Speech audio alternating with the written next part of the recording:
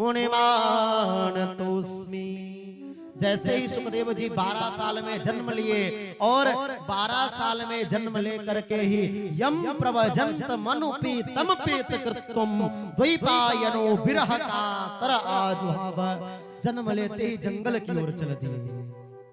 अभी नामकरण संस्कार भी नहीं हुआ, माँ के गर्भ से बाहर निकले और सुखदेव जी के पास एक लंगोटी भी नहीं है, कपड़ा भी कोई नहीं है। और जो है तो सुखदेव जी का जब जन्म हुआ तो जो है तो 12 साल के थे और बाल थे, 32 दांत थे और जन्म लेते ही जो है तो जंगल की ओर चल दिए। पिताजी व्यास जी जोर जोर से कह रहे हैं, पुत्रेति तन्मयतया तरवोभिनेदुस, बेटा बेटा रुक जाओ, कहां जा रहे हो। और जब व्यास जी बेटा बेटा कहते ना तो जंगल से प्रतिध्वनि आती।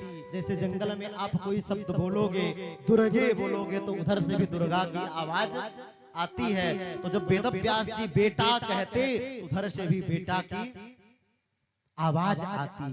मानो वृक्ष बता रहे कि हे वेदव्यास जी, जिनको तुम बेटा कह रहे हो, ना जाने वो कई जन्मों में तुम्हारा जो है तो पिता रहा होगा, तुम उसके बेटा रहे होगे।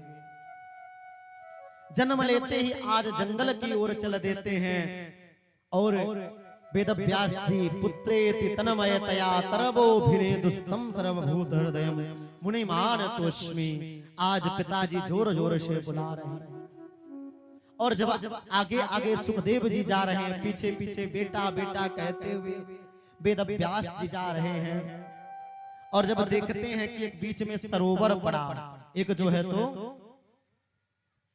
नदी या सरोवर पड़ा, उस सरोवर में कुछ माताएं स्नान कर रही थी। और जब स्नान कर रही थी तो सुखदेव जी के पास तो कोई कपड़ा भी नहीं था, लंगोटी भी नहीं थी, कुर्ता भी नहीं, धोती भी नहीं, कुछ नहीं, नंगे धड़ंग अपना चल रहे हैं। तो स्त्रियों ने देखा, माताओं ने देखा कि सुखदेव जी जा रहे हैं तो प्रणाम कर ली।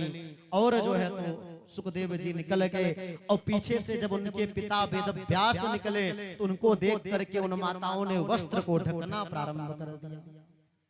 वेदव्यास जी ने पूछा कि अभी अभी हमारा बेटा गया है, तो उनको देख करके आप वस्त्र नहीं पहनी और हमको देख करके क्यों वस्त्र पहन रही हो। मैं तो बूढ़ा हो गया हूँ और हमें देखकर वस्त्र को ढकने लगी, लेकिन हमारा बेटा अभी निकला और वो नंग धड़ंगा जा रहा था, तो आपने वस्त्र नहीं पहना। तो उन्होंने उत्तर दिया कि जो आपके बेटे हैं उनको तो ये भी नहीं पता है कि कौन स्त्री है और कौन पुरुष है। स्त्री और पुरुष में भेद भी सुखदेव जी को नहीं पता है। ऐसे दिव्य सुखदेव जी हैं और ये कोई साधारण नहीं है, ये राधा रानी के द्वारा पासित और नाना प्रकार से पोषित और पालित सुखदेव जी हैं। और ये राधा रानी ने इनको पाला था और जब पाला था तो ये जो है तो भगवत तत्व के निरूपण के लिए एक निगुण रूप में आ गए थे और एक छोटे से अंडे के रूप में जाकर के कैलाश के एक छोटे से जगह पर बैठ गए थे। और उस दिन जो है तो माता पार्वती ने जो है तो भगवान शंकर से कहा कि भगवान हमें ऐसी कोई कथा सुनाइए जिसको सुन करके हमारा जीवन भर का वियोग संतप्त दूर हो जाए। तो भगवान शंकर ने कहा, देवी उस कथा को सुनने के लिए तुमको जो है तो किसी एकांत जगह पर चलना होगा।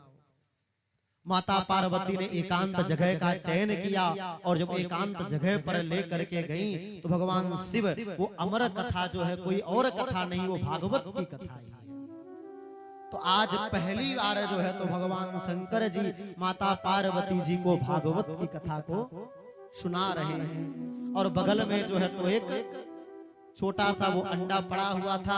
पार्वती ने देखा कोई नहीं है और कथा सुनाते गए और उस कथा के प्रभाव से वो जो छोटा सा अंडा था वो शिशु शावक तोते के रूप में परिवर्तित हो गया और धीरे धीरे अंडा भी कथा को सुनने लगा। और जब जो है तो जब भागवत की कथा 10वें स्कंद में पहुंच गई तब पार्वती जी को नींद आ गई, पार्वती मैया सो गई। अब हुंकारी भरने के लिए कौन था? वो जो छोटा सा शिशु था, सुख था, सुखरता तोता था, वो हुंकारी भरने लगा, हूं करने लगा। शिव जी कथा को सुनाते गए। जब कथा 12 स्कंद के अंतिम अध्याय में पहुंची, तब पार्वती जी की नींद खुली। कहीं स्वामी मैंने 10वें स्कंद के बाद कथा को सुना ही नहीं, मुझे फिर से सुनाइए। भगवान शंकर ने कहा मैंने तो पूरी कथा कह डाली देवी, वो हुंकारी कौन भर रहा था? पार्वती जी ने कहा यहाँ पर तो कोई नहीं था। शिव जी ने देखा कि छोटा सा वो जो सुख है, तोता है, वो वहां पर बैठा हुंकारी भर रहा है। भगवान शिव को क्रोध आया, और जब क्रोध आया तो मानो भगवान शंकर दौड़ पड़े उस शिशु को मारने के लिए। और जैसे उस सुखदेव को मारने के लिए दौड़े तो वो छोटा सा तोता, छोटा सा स्वरूप भागता भागता दौड़ रहा था। उसी समय जब वेदव्यास जी की जो पत्नी थी अरुणी, वो भगवान सूर्य को जल दे रही थी, जम्हाई आई मुंह को खोले हुई थी, तो जो छोटा सा तोता था वो जा करके वेदव्यास जी की धर्म पत्नी के जो है गर्भ में प्रविष्ट हो गया। ये कोई साधारण सुख नहीं है, ये सुखदेव जी साधारण नहीं। और राधा रानी ने इनको पाला पोसा था, सुखदेव जी को। और सुखदेव जी के गुरु जी कौन है आपको पता है? राधा रानी है सुखदेव जी की गुरु है। और इसीलिए पूरे भागवत जी में कहीं भी राधा का नाम नहीं आया। 18,000 श्लोक हैं, लेकिन पूरे भागवत में कहीं भी राधा का नाम नहीं आया है। उसका कारण यही है, केवल क्या कारण है कि जो है तो सुखदेव जी की गुरु जी कौन है? राधा रानी है। और शास्त्रों का नियम है, क्या नियम है कि इन व्यक्ति का नाम नहीं लेना चाहिए। तो शास्त्रकार कहते हैं, क्या कहते हैं कि आत्मनामः गुरुर्नामः नामाति कृपणस्य च श्रेयस्कामो न गृह्णात ज्येष्ठ पत्न्या कलत्रयोः। इनका नाम नहीं लेना चाहिए। किसका? आत्मनामः, अपना नाम नहीं लेना चाहिए जल्दी।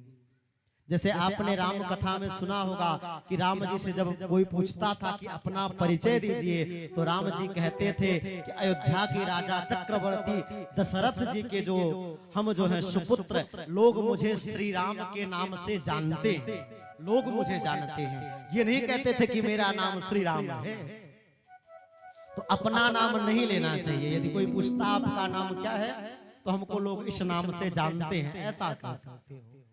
अपना नाम नहीं लेना चाहिए। आत्मनामः गुरुर्नामः, अपने गुरु जी का भी नाम नहीं लेना चाहिए। तो सुखदेव जी की गुरु जी कौन है? राधा रानी है। इसलिए सुखदेव जी ने पूरे ग्रंथ में कहीं भी राधा का नाम नहीं लिया है। अपना नाम नहीं लेना चाहिए, गुरु जी का नाम नहीं लेना चाहिए। और नामाति कृपणस्य च, अत्यंत कंजूस व्यक्ति का भी नाम नहीं लेना चाहिए। और पत्नी को पति का नाम नहीं लेना चाहिए। कौन कौन माताएं अपने पति का नाम नहीं लेती? हाथ ऊपर करें। हाँ, हमारे नगसर वाले सब बुद्धिमान हैं, जानकार हैं। और माताओं को अपने पति का नाम नहीं लेना चाहिए। और माताओं को अपने ज्येष्ठ पुत्र का नाम नहीं लेना चाहिए। बड़े बेटे का नाम नहीं लेना चाहिए। पहले की माताएं हुआ करती थी ना कि वो अपने बड़े बेटे का नाम नहीं लेती थी। आत्मनामः गुरुर्नामः नामाति कृपणस्य च श्रेयस्कामो न गृह्णात ज्येष्ठ पत्न्या कलत्रयोः। अपनी पत्नी का नाम ना लो, और पति अपनी पत्नी का नाम ना ले, और पत्नी अपने पति का नाम ना ले, और अपने बड़े बेटे का नाम नहीं लेना चाहिए।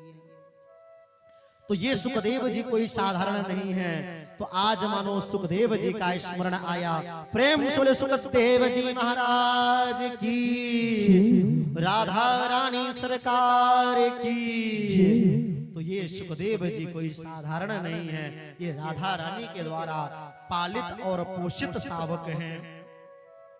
इस प्रकार से आज जब भागवत की संरचना हो गई, तो भागवत की संरचना श्री वेद व्यास जी ने किया और वेद व्यास जी ने तत्रा भवत भगवान व्यास पुत्रो पराशरौ, साक्षात आज भगवान भागवत के रूप में समाहित हो रहे हैं।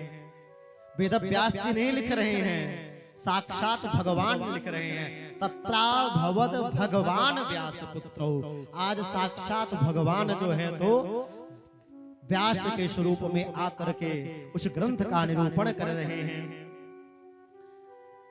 अब इस प्रकार से